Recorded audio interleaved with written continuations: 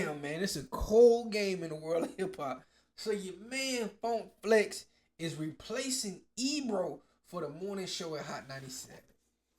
Damn, right? And we know Funk Flex and Ebro have had their issues in the past. They worked together at one point in time, but Funk Flex replacing his ass. But my opinion, from the outside looking in, because I'm not a New Yorker, but just from the outside looking in, because Hot 97 is one of those stations that the whole hip hop used to pay attention to. This, to me, in my opinion, is a bad move, bro. Because this nigga been around. I'm sure somebody in New York, it gotta be some hot new young DJ in New York that ready to take it to that next level. You feel me? Or some new young personality in New York ready to take it to that next level, bro. To me, this is why New York kind of gets stuck in the past a lot, because you have a DJ that's been in the game since the fucking 90s and he just getting a job on a morning show. Come on, you gotta have some new, fresh, new, young energy for that shit. I just don't understand. I don't understand. That's why I think radio is just. I just don't understand radio at all, because you would have these people, these radio personalities, and these motherfuckers that do these jobs 40, 50 years. You feel me? I'm like, God damn. It don't make no space for no new life in the radio world. You know what I'm saying?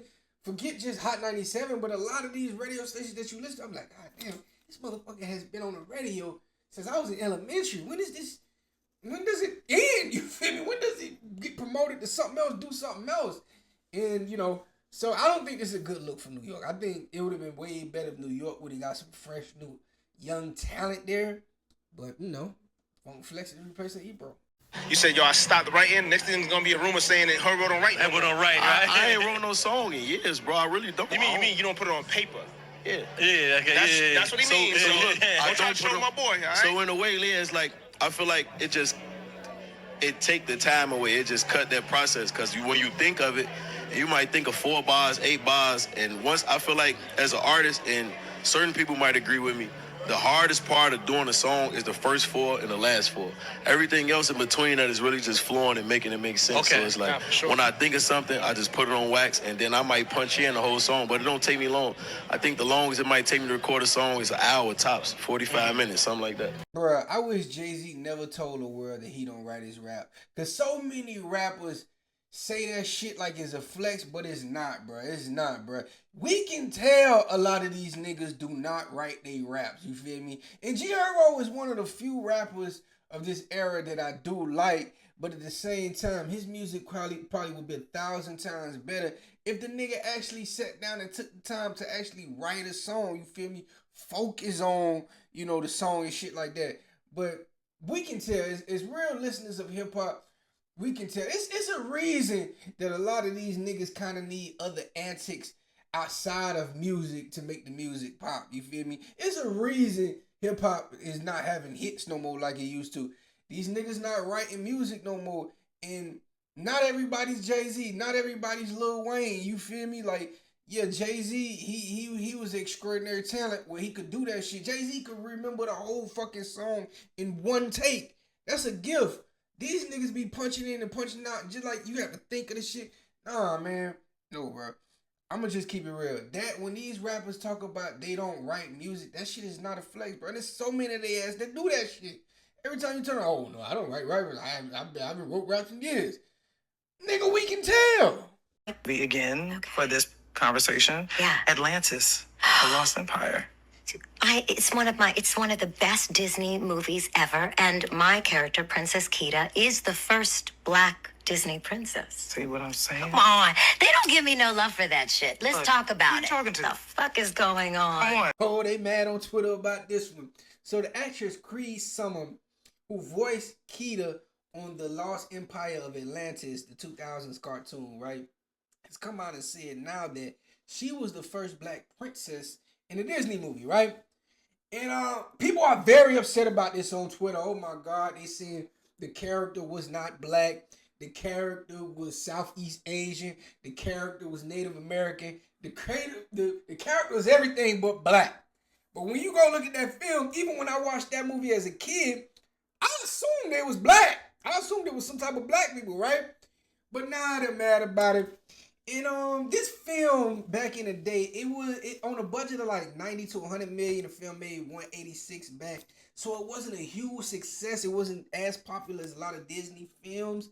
Me personally, I did like the storyline. I'm gonna just keep it real with you. The story of the nerdy white liberal that goes and saves the uneducated melanated people from the greedy conservative, and he marries the queen of the people, and now he's the new king of the melanated people. No, I didn't like that storyline at all, right? But it's not even about the storyline, right?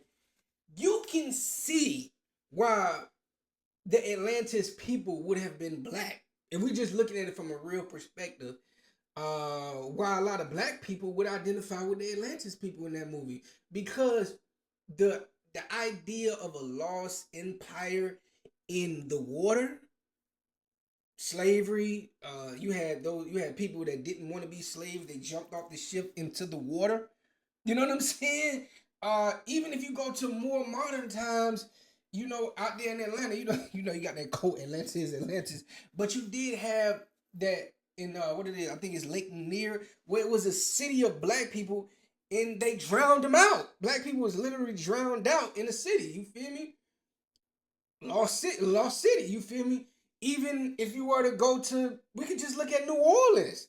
When they got flooded, all those black people down in the water. So, just the idea of, like, just if you're looking from a spiritual, mythological sense, you can see why black people would identify with the lost city of Atlantis in the water and stuff like that. Just from the spirituality of it, of them souls in the water, creating its own civilization. I get where that thinking comes from. So for people to try to deny that and try to say that, it doesn't make sense, you would tell me where the story comes from then. It makes a lot of sense for that story to be a black story. Now, I know the writer could have been white, the writer could have been something else, but I truly believe he would have got that story from black people. And the crazy thing about the Africans was kind of not liking it too. They was one of the ones, it's not, the character wasn't black. It's like, because it's not associated with Africa like that, so they get a little bit mad about it. But yeah, people was upset about it.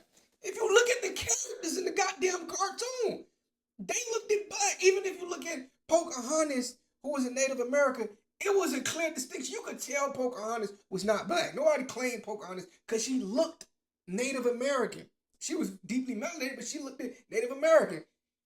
The Atlantis people looked straight up black, and I don't think it was a mistake that Disney got a black woman to voice that character. You know what I'm saying? So, was Atlantis black?